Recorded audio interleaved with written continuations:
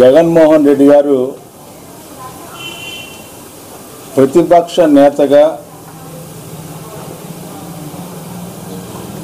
పాదయాత్ర చేసిన సందర్భంలో దాదాపు అనేక వందలు హామీలు ఎవరు అడిగితే వాళ్ళకి నే వస్తున్నా నే చూస్తున్నా అంటూ అనేక రకాలైన వాగ్దానాలు చేసినటువంటి ముఖ్యమంత్రి గారి యొక్క వాగ్దానాలు ఈరోజు శుష్క వాగ్దానాలుగా మిగిలిపోయినాయి అని చెప్పే దాంట్లో ఎలాంటి అవాస్తవం లేదు అని చెప్పాలనేది నా ఉద్దేశం. తర్వాత ఎన్నికల సందర్భంలో బైబిల్ కంటే గొప్పది, ఖురాన్ కంటే పవిత్రమైంది, భగవద్గీత కంటే ఏ కోణంలో చూసినా కూడా మహత్తరమైనది, మహోన్నతమైనది అని చెప్పినటువంటి మాటలు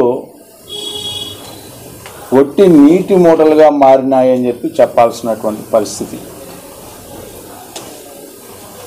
ఆ తర్వాత నవరత్నాల పేరుతో రాష్ట్రంలో ప్రతి పేదవాడిని, దారిద్ర్య రేఖ దిగువన ఉన్న ప్రతి పేదవాడిని, అనాదిగా అనగదక్కబడ్డటువంటి అణగారిన వర్గాలని నేను ఆదుకుంటాను, నేను మాట తప్పను, మడమ తిప్పను, నేనే ఈనాటి మేటి అని చెప్పడానికి చేసినటువంటి ప్రయత్నం ఈనాడు మనం అక్షర రూపంలో ఆచరణాత్మకంగా ఈ రాష్ట్రంలో రాష్ట్ర స్థాయిలో ఇచ్చిన హామీలు కానీ, జిల్లా స్థాయిలో ఇచ్చిన హామీలు కానీ, లేకపోతే ఎన్నికల మేనిఫెస్టోలో పొందుపరిచినటువంటి అంశాలు కానీ, నవరత్నాల పేరుతో దారిద్ర్య రేఖ దిగువన ఉన్నటువంటి పేదల్ని ఏ రకంగా మోసగించాడు అనేది కూడా ఒకసారి మనం గుర్తు తెచ్చుకోవాల్సినటువంటి అవసరము, ఆవశ్యకత. ఎందుకంటే ఎన్నికల్లోకి నేను మళ్ళీ 2024 ఎన్నికల్లోకి వచ్చే ముందల 100కి 100 పాళ్ళు అమలు చేశానని చెప్పి రోజు బాకా ఊదుతూ ఉన్నారు. ఆ బాకా ఊదేటప్పుడు ఒక బటన్ నొక్కుతున్నారు. ఆ బటన్ ఎందుకు నొక్కుతున్నారు, దానివల్ల ఎవరికి లబ్ధి పొందుతూ ఉంది, ఆ లబ్ధిదారులు ఎదురు చూసి చూసి చూసి సంవత్సరం కింద బటన్ నొక్కితే ఇప్పటికీ డబ్బులు పడినటువంటి పరిస్థితి ఈ యొక్క రాష్ట్ర పాలన అని చెప్పాలనేది నా ఉద్దేశం.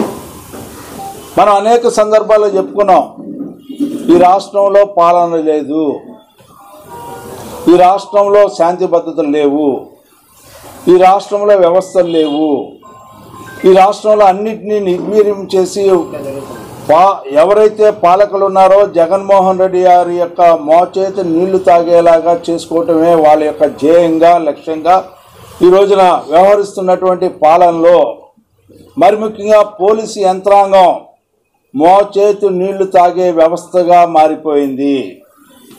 ఇది వాస్తవం. ఈ రోజున నేను 100% అంటే 98.5% అమలు చేశామని గప్పాలు చెప్పుకుంటున్నటువంటి, ప్రగల్భాలు పలుకుతున్నటువంటి మంత్రులు కానీ, శాసనసభ్యులు కానీ, లేకపోతే అసలు జగన్ యేసుక్రీస్తు కంటే గొప్పవాడని చెప్పడానికి ప్రయత్నించే అధికారులు చూసాం. మన శాసనసభ్యుడు అయితే ఒక అడుగు ఎక్కువ వెళ్ళాడు, అడుగున అణువణువున జగన్ జగన్ జగన్ జగన్ అంటుందని చెప్పాడు.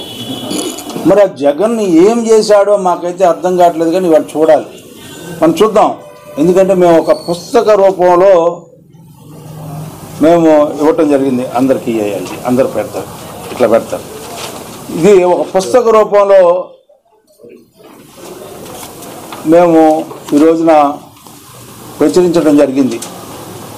పత్రికా ముఖంగా ఈ రోజున వీళ్ళు చేసినటువంటి కార్యక్రమాలు, వీళ్ళు ఇచ్చినటువంటి హామీలు, వీళ్ళు పొందుపరిచినటువంటి మేనిఫెస్టోల అంశాలు ఏ రకంగా ఏ విధంగా జిల్లాలలో అమలైనవి అనేది ఒక్కసారి మనం పరిగణలో తీసుకోవాల్సిన అవసరం ఉంది. ఈనాడు వీళ్ళు మొత్తం 730 హామీలు ఇచ్చారండి. ఏ రకంగా అయినా సరే మేనిఫెస్టోలో కానీ, నవరత్నాల పేరుతో కానీ, లేకపోతే రాష్ట్ర స్థాయిలో కానీ, లేకపోతే పాదయాత్ర చేసేటప్పుడు కనపడ్డ అమ్మని నెత్తి మీద ముద్దు పెట్టి, కడుపున్న అమ్మకైతే కడుపు మీద చెయ్యేసి, లేకపోతే కుర్రాళ్ళైతే నీకోసమే నేను ఉన్నానని చెప్పి, ఇంకా పిల్లలైతే నీ మేనమావనని చెప్పి, రకరకాల మాటలు చెప్పి మభ్యపెట్టి అబద్ధాలు ఆడినటువంటి ప్రథమ ముఖ్యమంత్రి. ఇన్ని అబద్ధాలు ఆడిన ముఖ్యమంత్రి చరిత్రలో ఇంకెవరు ఉంటారండి?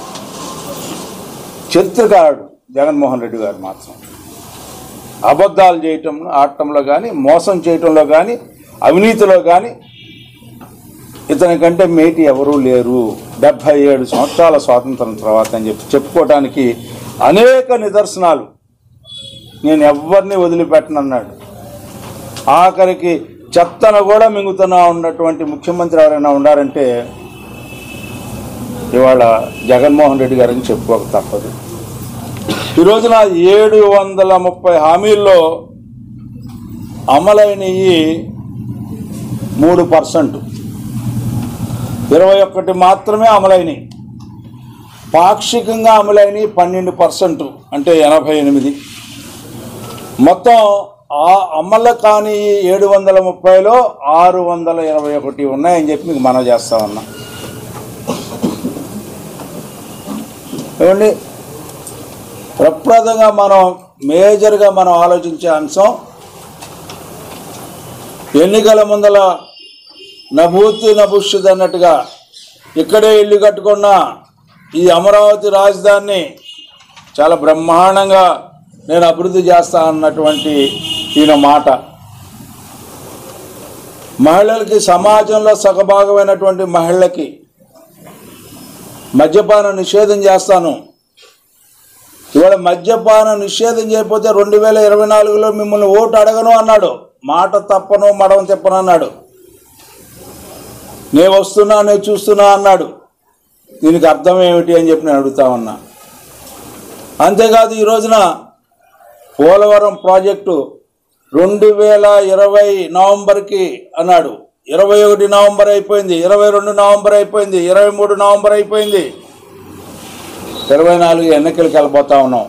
1% చంద్రబాబు నాయుడు గారు నిర్మాణం చేసినటువంటి పోలవరం పనుల నిమిత్తం, దానికి మించి 1% అయినా సరే నువ్వు నిర్మాణం జరిగిందా పోలవరం ప్రాజెక్టులో అని చెప్పి నేను అడుగుతా ఉన్నా. చేయకపోగా కాపర్ డ్యామ్ దెబ్బతినే విధంగా రివర్స్ టెండర్ల పేరుతో మోసం, దగా చేస్తూ, ప్రజల్ని మభ్యపెడుతూ, ప్రజల్ని మోసగిస్తూ ఈనాడు ఏదైతే ఈ యొక్క గోదావరి నది మీద పోలవరం అనే భారీ ప్రాజెక్టు నిర్మాణం ద్వారా ఎవరైతే నిరాశ్రయులు చెందారో, రైతులు కానీ అక్కడున్న ఎవరైతే నిర్వాసితులు ఉన్నారో వాళ్ళకి రీహాబిటేషన్ స్కీమ్ని అమలు చేయలేనటువంటి దుర్మార్గపు ముఖ్యమంత్రి ఎవరైనా ఉన్నారంటే జగన్మోహన్ రెడ్డి గారు.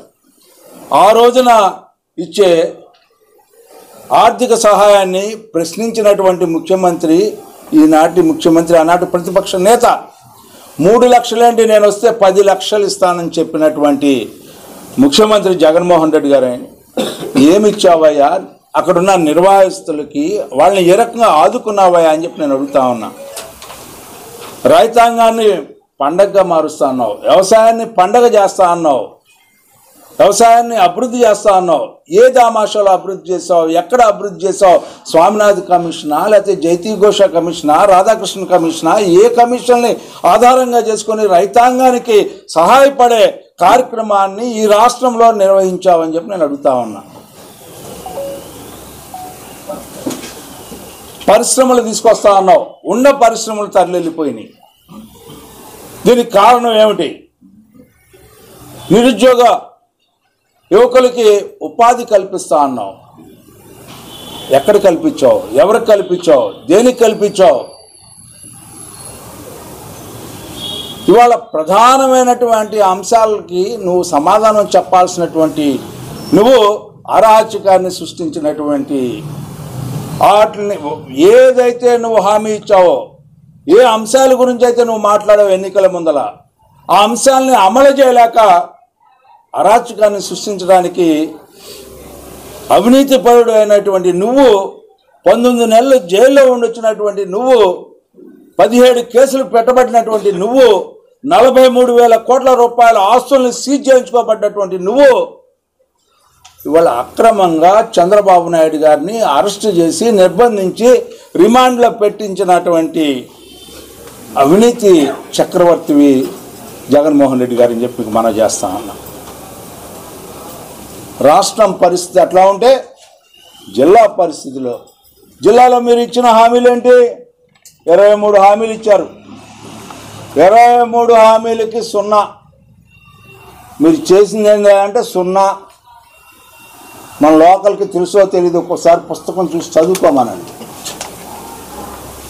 నేను చెప్తున్నా, ఏదో విగ్రహాలు కడతా ఉన్నాడు, రోడ్డు దాని ముందర ఉన్న రోడ్డు మీద తట్ట మట్టే లేనటువంటి ఆయన విగ్రహాలు కడటానికి ఎవరు డబ్బండి? అది ఎక్కడి నుంచి డబ్బండి? నువ్వు వేసిన రోడ్డు మీ నాయన సమాధికి, నీ ఇంటికి రోడ్డు, మీ కాలేజీకి రోడ్డు, ఖచ్చితంగా లెక్కలు తీస్తాం. ఇందులో తేడాయే లేదు, ఎవరిని వదిలిపెట్టేది లేదు. వాళ్ళు ఏం జరుగుతూ ఉంది పట్టణంలో?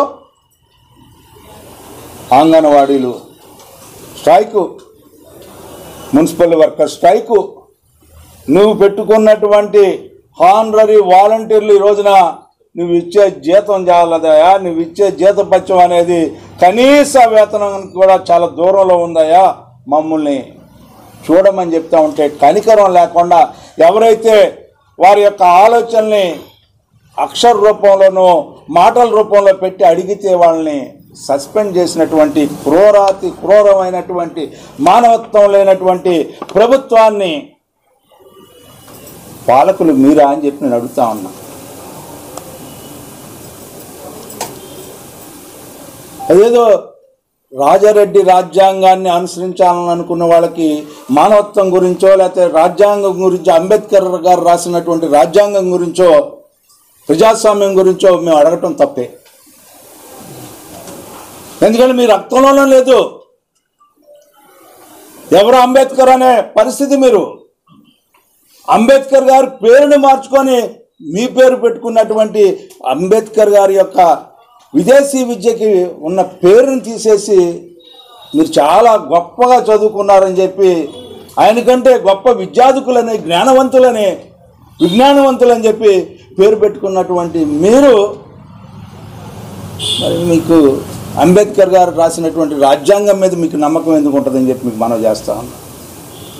నేను అడుగుతా ఉన్నా ఈ లోకల్ గారిని, మనకున్న హై లెవెల్ కెనాల్ మీద ఉన్న ఎత్తిపోతలు కొలకలూరుకి కానీ లేకపోతే ఆ దిగువనున్న ప్రాంతాల్లో ఉన్న పొలాలకి నీరు అందించాలని చెప్పి హై లెవెల్ ఛానల్ మీద 25 కోట్ల రూపాయలు శాంక్షన్ చేస్తే కనీసం మోటార్లు కూడా పెట్టించలేనటువంటి నేను లోకల్ అంటావు. 15 ఆగస్టుకి 2019 15 ఆగస్టుకి నీళ్ళు ఇస్తా అన్నావు, ప్రతి ఇంటికి కుళాయి అన్నావు.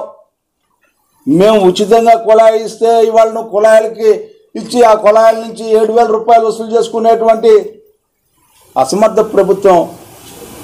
ఎందుకంటే అన్యాయం ఏముంటుంది, అక్రమం ఏముంటుంది? దోచుకుంటా ఉన్నారు మీరు, దొరికిందలా దోచుకుంటా ఉన్నారు. ఈ రాష్ట్రంలో ఏ సహజ వనరుని కూడా మిగల్చకుండా దోచుకుంటా ఉన్నారు. ఇవాళ ఎన్ని రకాలుగా పొన్నూరు మున్సిపాలిటీ గురించి దాంట్లో తాగునీటి ఇస్తా అన్నారు, నాగార్జున సాగర్ టైలెండ్ ఆధునీకరిస్తా అన్నారు, గుంటూరు ఛానల్ని పర్చూరు వరకు పొడిగిస్తా ఉన్నారు, పెదనండిపాడు బ్రాంచ్ కెనాల్కి నీరు అందిస్తా అన్నారు, ఈ రకంగా నల్లమడ డ్రైన్ని ఆధునీకరిస్తా అన్నారు. మెడికల్ పాలిటెక్నిక్ కాలేజీలు నిర్మిస్తామన్నారు. నర్సరాపేట చీరాల మధ్య 4 లైన్ల రోడ్డు వేస్తామన్నారు. మంచినీటి రిజర్వాయర్ అన్నారు. విప్పర్ల నుంచి ఒక నీటి చెరువుని రిజర్వాయర్గా మారుస్తామని చెప్పారు. నాగార్జున సార్ కుడి కాలువలో సకాలంలో నీళ్ళు అందిస్తున్నారు. అసలు మీరు నీళ్ళు అందించే విషయంలో ఎవరు నాయన, ఆయన మంత్రి గారు అంబటి రాంబాబు గారు, ఆయన ఏం మాట్లాడతాడో ఆయన శాఖ తప్పించి మిగతా ఆయన్ని మాట్లాడతాడు. ఆయన శాఖ గురించి మాత్రం ఆయన మాట్లాడు. నీరు ఎప్పుడు అందించాలి, ఏ రకంగా అందించాలి, నీటి యొక్క కొరత ఏర్పడదా లేకపోతే ఏ రకమైన ఖరీఫ్లో రబీలో మేము ఏ రకమైన పంటలు వేసుకుంటానికి నేను నీరు అందిస్తానని చెప్పాల్సినటువంటి బాధ్యత కలిగినటువంటి అంబటి రాంబాబు గారు, నాకు తెలిసినంత వరకు ఆయన అంతకుముందల మంత్రి గారు కానీ అయిన తర్వాత మన జిల్లా మంత్రిగా ఈ జిల్లాకు చేసిన సేవ ఏదైనా ఉందా అంటే చేశాడు సేవ. పట్టిసీమ ద్వారా గేట్లు ఎరకపోతే నిన్నటిదాకా గేటు బిగించినటువంటి అనామకుడు ఎవరయ్యా అంటే అంబటి రాంబాబు అని చెప్పుకోవాల్సిన పరిస్థితి. పులిచెందల గేటుకి అదేవిధంగా పట్టిసీమ మోటార్లు రైతులందరూ కూడా అరిసి గోల చేసి రోడ్డు మీదకి వస్తే అప్పుడు పంపులు బిగించి మోటార్లోంచి నీరు తీసుకొచ్చినటువంటి మంత్రి అంబటి రాంబాబు. ఆయన ఏదేదో మాట్లాడుతూ ఉంటాడు. ఇవాళ వీళ్ళ పరిస్థితి ఏ రకంగా ఉందంటే నవరత్నాలు, మేనిఫెస్టో, తర్వాత జగన్ రెడ్డి గారి పాదయాత్ర, ఈ 3 వెరిసి ఈయన అడుగడుగున ప్రజల్ని మోసం చేయడానికి, అధికారమే ధ్యేయంగా పెట్టుకొని ప్రజల యొక్క ఓట్లని దోచుకోవడానికి మీరు చేసినటువంటి మోసపూరితమైన ప్రకటనలు ఇవాళ ఎక్కడికి వెళ్ళినాయి అని చెప్పి నేను అడుగుతా ఉన్నా. ఇవాళ ఏపీ నీడ్స్ జగన్ అని చెప్పి బయలుదేరారు. నిజమే. ఎందుకు జగన్ కావాలని చెప్పి అడుగుతా ఉన్నారంటే ప్రజలు, ఇంకా నువ్వు కృష్ణా నది పరవాహక ప్రాంతంలో ఉన్నటువంటి ఇసుక దోణెలు, ఇసుక దిమ్మెలు, ఇసుక కొండలు నిర్మించట్లేదని చెప్పి ఇంకా దారి పొడుగుతా కొండలు నిర్మించాలి కదా, అక్కడక్కడ నిర్మిస్తున్నావు, మిగతా చోట కూడా నిర్మించడానికి నువ్వు కావాలయ్యా అని చెప్పి ప్రజలు అనుకుంటున్నారు. ఉచిత ఇసుక విధానానికి నీళ్ళు వదిలేసి ఇవాళ వేల కోట్ల రూపాయలు దోచుకుంటున్నావు కాబట్టి నిన్ను కావాలనుకుంటున్నారు. మద్యపాన నిషేధం చేస్తానన్నావు కాబట్టి చేయలేదు కాబట్టి మళ్ళీ ఆ మద్యాన్ని వరదలైపారేలాగా, కల్తీ మద్యాన్ని తాగించేలాగా బ్రాండ్ల మద్యం తీసేసి నీ ఇష్టం వచ్చిన బ్రాండ్లు పెట్టుకొని, జగన్ బ్రాండ్లు పెట్టుకొని జగన్ మద్యాన్ని ఈ రోజున ప్రజలకు తాగించేందుకు నిన్ను కావాలని చెప్పి అనుకుంటా ఉన్నారు. వ్యవసాయాన్ని నష్టం చేస్తున్నావు కాబట్టి వ్యవసాయానికి ఇక లాభం ఉండదని చెప్పి నీ హయాంలో ఇక నష్టమే కొనసాగించేలాగా వ్యవసాయాన్ని పూర్తిగా ముంచేస్తావు కాబట్టి ఇంకా ఏదన్నా కాస్త కూస్తో తేలి ఉన్న వాళ్ళని ముంచడానికి మళ్ళీ నిన్ను కావాలనుకుంటున్నారు జగన్ గారు. ఎందుకంటే సిపిఎస్ నేను అయిన వారం రోజుల్లో నువ్వు పెద్ద హామీ ఇచ్చిన ఏకైక పెద్ద విషయం ఇది మీకు చెప్పాల్సిన అవసరం ఉంది. వారంలో దుమ్ము దులుపుతానన్నావు, తెలంగాణ కంటే ఎక్కువ జీతాలు పెంచుతా అన్నావు, ఫిట్మెంట్ నేను బ్రహ్మాండంగా ఇస్తా అన్నావు. ఇవన్నీ నువ్వు చెప్పిన మాటలు, నీ నోటి నుంచి వచ్చిన మాటలు, అక్షర సత్యాలు, అణిముత్యాలు. వీటి మీద మరి ఎక్కడ వరుస తప్పింది జగన్మోహన్ రెడ్డి గారు అని చెప్పి నేను అడుగుతా ఉన్నా. ఏమన్నా తక్కువ అప్పులు చేసావా? ఈ రాష్ట్రాన్ని ఏ రకంగా ముంచేయాలో ఆ రకంగా ముంచేసావు. 11 లక్షల కోట్లు, అక్షరాల 11 లక్షల కోట్లు అప్పు చేసినటువంటి ఇలాంటి ముఖ్యమంత్రి, ఇలాంటి దౌర్భాగ్యక ముఖ్యమంత్రి, అబద్ధాలు చెప్పే ముఖ్యమంత్రి, కళ్ళార్పకుండా మాట్లాడే ముఖ్యమంత్రి, పైగా నేను దేవుడి బిడ్డని చెబుతూ ఉంటాడు. నాకు ఎవరి సహాయం అవసరంలా, నేనే స్వయంగా మీ దగ్గరికి వచ్చా, మీరు నేనే అన్నాడు. పేదవాడి పొట్టను కొట్టినటువంటి, పేదవాడిని అడ్డం పెట్టుకొని ఇళ్ల స్థలాల పేరుతో, ఇల్లు కట్టే పేరుతో ఇళ్ల స్థలాల దగ్గర నుంచి, ఇళ్ల మెరకల దగ్గర నుంచి ఇల్లు కట్టే వరకు కూడా ఇంతవరకు కట్టిన పాపం లేదు. ఏ ఒక్క లబ్ధిదారుడు కూడా ఇళ్లలో నివసించట్లా ఇంతవరకు. 30 లక్షల గృహ నిర్మాణాలు చేస్తానన్నావు. ఆనాడు చంద్రబాబు నాయుడు గారు high level technology, shear wall technology, అత్యాధునిక సాంకేతిక పరిజ్ఞానం ఎవరు కూడా అనుసరించినటువంటి టెక్నాలజీని అనుసరించి ఆ రకమైనటువంటి నిర్మాణం చేస్తే అందుట్లో కూడా పేదవాడిని ఉన్నిలా. అది నీ గొప్పతనం. పేదరికాన్ని పేదరికంలోనే ఉంచాలి. ఆకలి తీర్చకూడదు. ఆకలి తీరిస్తే తిరగబడతాడేమన్న భయం. నిన్న పులివెందలు వెళ్ళావే బా, ఏనాడైనా నీ వంశంలో ఏనాడైనా ప్రశ్నించుకున్న పరిస్థితి లేదు. మీ తాత కానీ, మీ నాయన కానీ, మీ బాబాయ్ కానీ పాపం చనిపోయి ఎక్కడున్నారో ఇద్దరు కూడా. రాజశేఖర రెడ్డి గారు, వివేకానంద రెడ్డి గారు పుణ్యం కట్టుకున్నారు నీ గురించి.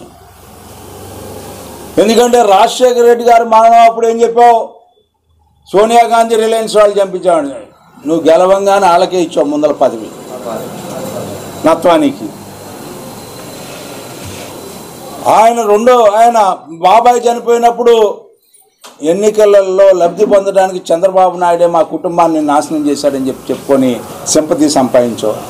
ఇవాళ వాళ్ళ బాబాయ్ కూతుర్ని ముద్దాయిగా పెట్టి కేసులు పెట్టించావు. ఇవాళ ఛార్జ్షీట్ ఫైల్ చేయించావు. ఇంతకంటే మోసం ఏమైనా ఉంటుందా అని చెప్పి నేను అడుగుతా ఉన్నా. ఎవరో కృష్ణారెడ్డి అనే వ్యక్తి చేత నువ్వు పెట్టించావంటే, ఇవాళ బాబాయిని చంపిన హంతకుల్ని కాపాడే ప్రయత్నం చేస్తా ఉన్నావంటే, చెల్లిని బయటకు తోలావంటే, తల్లిని బయటకు పంపావంటే, ఏ బైబిల్ పట్టుకొని అయితే, ఏ తల్లి అయితే నీ కోసం, నువ్వు గెలవటానికి కోసం, నువ్వు ముఖ్యమంత్రి అవటానికి కోసం పాటుపడిందో, ఆ తల్లిని బయటికి పంపినటువంటి తనయుడు అయ్యా నువ్వు. చరిత్రలో చరిత్రహీనుడిగా చెప్పుకోవడానికి ఇంతకంటే ఏమన్నా అవసరమా అని చెప్పి నేను అడుగుతా ఉన్నా. ఇంతకంటే నువ్వు చరిత్రహీనుడిగా చెప్పుకోవడానికి ఇంకేమైనా అవసరాలు ఉన్నాయా? లేకపోతే ఏమన్నా ఇంకా శాస్త్రాలు కావాలా, ఇంకా ఉదాహరణలు కావాలా అని చెప్పి నేను అడుగుతా ఉన్నా. నువ్వు చంద్రబాబు నాయుడు విశ్వసనీయత గురించి అడుగుతూ ఉంటావు. ఇవాళ నీ ఎమ్మెల్యేలు సామాజిక మార్పుకి శ్రీకారం చుట్టానంటావు. అక్కడ వంశీ కృష్ణ యాదవ్ చలో, నిన్న పార్సార్థి యాదవ్ నేను ఎక్కడ ఉండాలో నాకు అర్థం కావట్లేదు అనుకునే పరిస్థితి, నేను నమ్మకాన్ని కలిగించలేకపోతున్నాను ఈ ముఖ్యమంత్రికి అని చెప్పుకునే పరిస్థితి. ఇక్కడ మన జిల్లాలో జంగా కృష్ణమూర్తి యాదవ్, నేను నా కొడుకు, వాళ్ళ కొడుకు సివిల్స్కి వెళ్ళి ఆయన సర్పంచ్, ఆయన ఎమ్మెల్సీ, ఈ రెండు కూడా నా బీఫామ్తో కాదండి, నా కొడుకు బీఫామ్తో అయ్యాడు. ఆ బీఫామ్ తిరిగి వారికి అప్పగించానని చెప్పాడు, రాజీనామా చేశాడు. ఎంత చిత్రాతి చిత్రాలని మనం రోజు ప్రతి నిత్యం కూడా కాల్చుతూ ఉన్నాం. రోజుకి ఆయన చెప్పాడు మొన్న పీకే వచ్చి, నేను వచ్చింది వేరే రకంగా కానీ వీళ్ళు ఏదో అనుకుంటున్నారు కానీ రోజుకు ఒక అంకె పడిపోతూ ఉంటుందని చెప్పాడు. రోజుకు ఒక అంకె, నిజంగానే ఆయన వెళ్ళిన కాడి నుంచి రోజుకు ఒక అంకె పడిపోతూ ఉంది. గేట్లు తెరిస్తే అసలు వరదలయ్యేలాగా ఉంది. ఆ వరదల్లో మనం కొట్టుకుపోతామని భయంగా ఉంది. అలాంటి వరద వచ్చేలాగా ఉంది. ఎందుకంటే నువ్వు చేసినటువంటి నిరంకుశత్వ వైఖరి, నీ విధానం, నీ ఆలోచన. అసలు మా వాడికి చెప్పావు కదా అప్పుడు, ఇట్లా కొట్టి 280కి టిక్కి పెట్టానన్నావు, ₹2.80 ఇలా.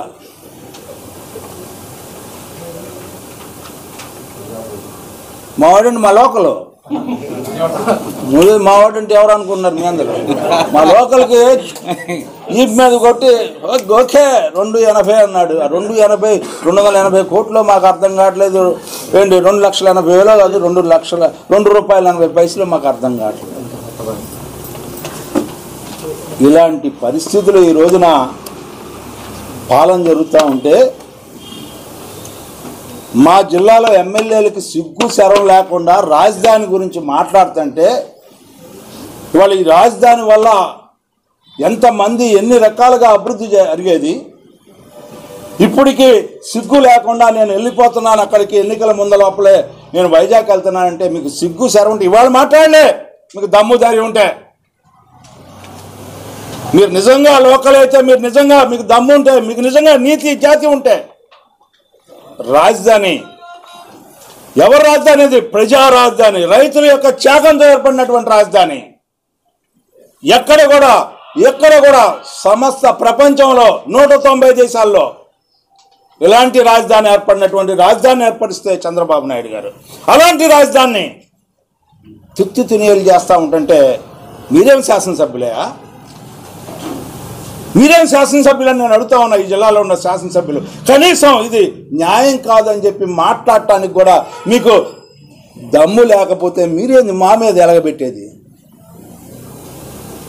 ప్రజలకు సమాధానం చెప్పాలా? రేపు మీరు ఎన్నికల్లో ఎందుకు రాజధాని ఇక్కడి నుంచి తరలిస్తూ ఉంటుంటే మీరు మాట్లాడలేకపోయారని చెప్పి అంగన్వాడీ దగ్గరికి వెళ్ళి మేము కూడా మీకంటే దేనికయ్యా మీరు అనేది? మేము కూడా మీకంటే దేనికి? మీకు అంటే ఎవరు చూడ్డానుకుంటున్నారా? మేము కూడా మీకంటే ఏంటి అమలు చేయండి అంగన్వాడీకి. ఇవాళ కోవిడ్ సమయంలో మున్సిపల్ వర్కర్స్, మున్సిపల్ స్టాఫ్ ప్రాణాలకు తెగించి ప్రజల్ని కాపాడే దాంట్లో వాళ్ళు పోరాటం చేసి కోవిడ్ని జయించినటువంటి వాళ్ళు. అలాంటి గొప్ప సేవ చేసిన వాళ్ళకి కనీసం నువ్వు ₹1 పెంచావా అని చెప్పి నేను అడుగుతా ఉన్నా. ఏమిటి నీ త్యాగం? అని చెప్పి నేను అడుగుతా ఉన్నా.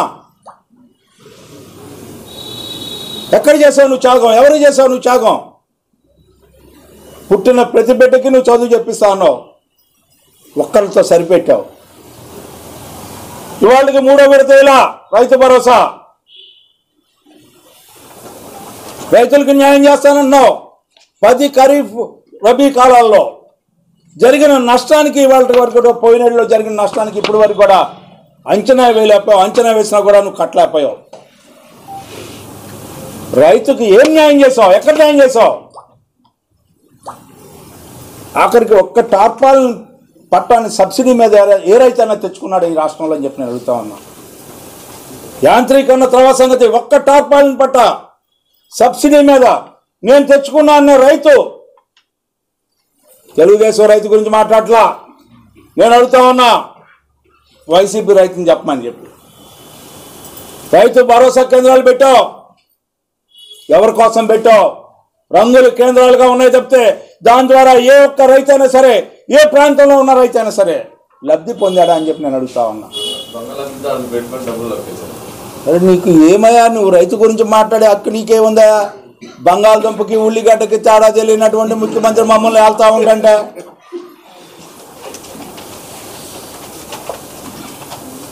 మా ఇంట్లో మా అత్తగారు అడుగుతా ఉంది, ఏం ముఖ్యమంత్రి అయ్యా ఈయన, ఉల్లిగడ్డకి బంగాళదుంప తేడా తెలీదా, రోజు తింటలేదా అని చెప్పి. రైతుల యొక్క శ్రమని నువ్వు గమనించినట్లయితే, కాయ కష్టం చేసే శ్రమని నువ్వు గమనించినట్లయితే నువ్వు ఈ రకమైన మాటలు మాట్లాడి ఉండేవాడివి కాదు. ఇవాళ పిల్లలకి ఎందుకు డ్రాప్ అవుట్ అవుతా ఉన్నాయి స్కూల్లో?